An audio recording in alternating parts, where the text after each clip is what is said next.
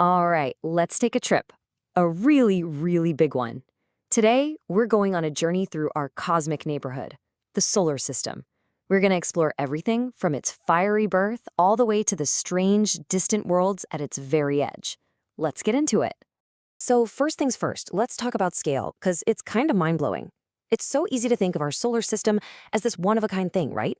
But check this out. It's just one of more than 500 known systems right here in our own Milky Way galaxy. And our galaxy? It's just one of billions. It really puts things into perspective, doesn't it? Okay, so here's our roadmap for this journey.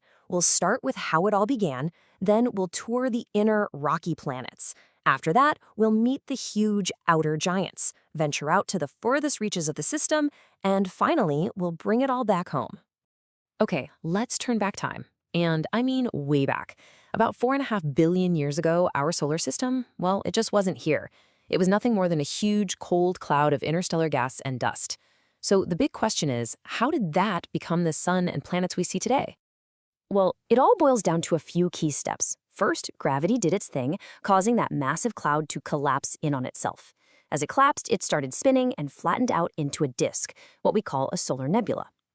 Inside this swirling cosmic disk, little particles started bumping into each other and sticking together, kind of like cosmic dust bunnies. And over millions of years, these clumps just got bigger and bigger, eventually forming our sun right there in the center and the 8 planets orbiting around it. Now, this whole process created 2 totally different families of planets.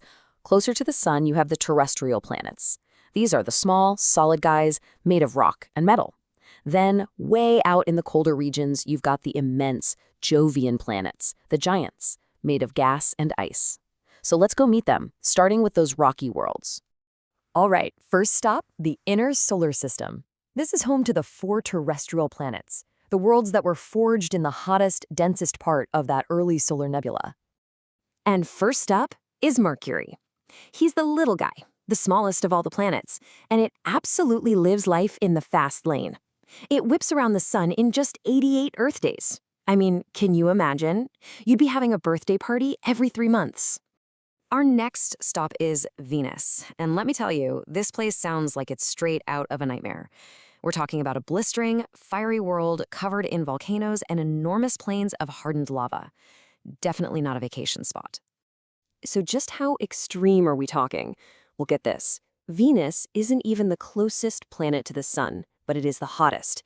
Its incredibly thick carbon dioxide atmosphere traps heat and a runaway greenhouse effect, cranking the surface temperature up high enough to melt lead. Yeah, it's a pretty terrifying reminder of what can happen when a planet's climate goes completely off the rails. And then, after that inferno, we come home. To Earth. Our planet is really defined by one thing: water. Those beautiful, vast liquid oceans are the key ingredient, the thing that makes our world the only environment we know of in the entire universe that's capable of supporting life. And the last of the inner rocky worlds is Mars. You know it as the red planet. And while it's a cold, dusty desert today, it wasn't always like this. There's a ton of evidence suggesting that billions of years ago, Mars actually had a thicker atmosphere and liquid water on its surface, which means it just might have been able to support life. Okay, so as we leave the inner solar system behind, the whole landscape just changes dramatically.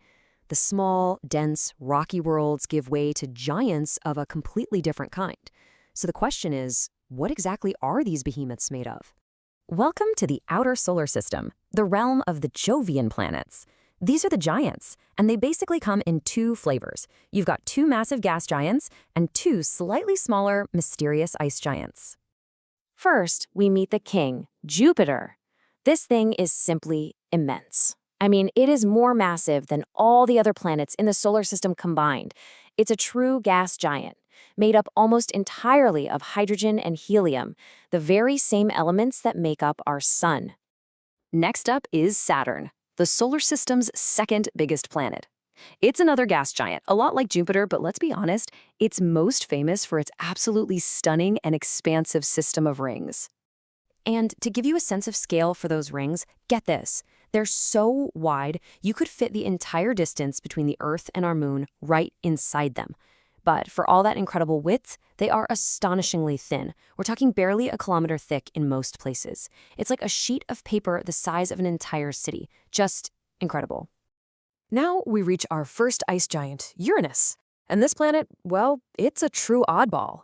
It's believed that a massive collision deep in its past literally knocked it over. So today it essentially orbits the sun while rolling on its side. And finally, we reach Neptune, our second ice giant. As the most distant planet, it's a dark, frigid world, and it's whipped by supersonic winds, the fastest winds ever recorded in the whole solar system. And with that, we visited the last of the 8 planets. But hold on, our journey isn't over yet.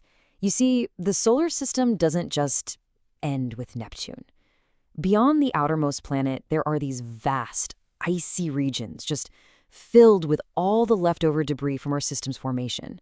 You can really break it down into 3 main zones out here. First, there's the asteroid belt, that big ring of rocky leftovers that sits between Mars and Jupiter.